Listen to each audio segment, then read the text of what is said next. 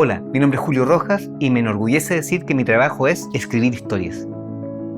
Llevo más de 2 décadas especializándome en la escritura de guiones para cine y televisión, y aunque mi especialidad es el drama, mi pasión es la ciencia ficción.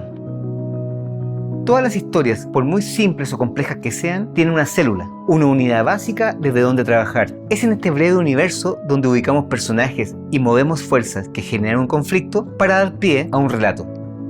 La magia reside en la selección de estas porciones narrativas que, sumadas una tras otra, rellenan la percepción del espectador, lo envuelven en emoción y nos permiten contar una buena historia.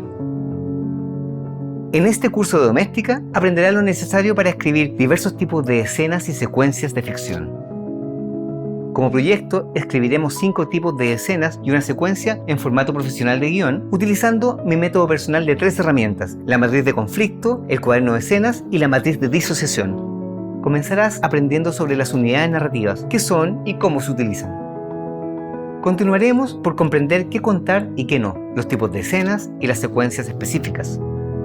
Luego analizaremos los elementos que viven en cada escena, haciendo énfasis en los personajes, los objetos y el universo físico que nos servirán para llenar nuestra matriz de conflicto. Te contaré cómo funcionan las líneas de fuerza que definen el conflicto dentro de la escena.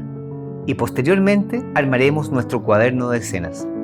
A continuación, trabajaremos en la búsqueda de la disociación armónica para encontrar originalidad en tu escritura. Visto esto, te explicaré las reglas del formato guión y nos pondremos a escribir tus escenas y secuencias. Por último, haremos una reescritura de nuestro trabajo para alcanzar la calidad de la narración que siempre quisimos.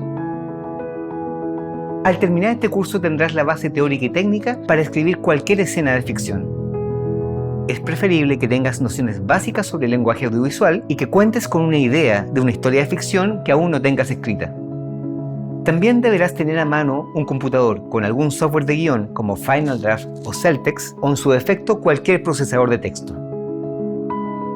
Explora las posibilidades de tu cuaderno y cuenta las escenas que tú quieres contar.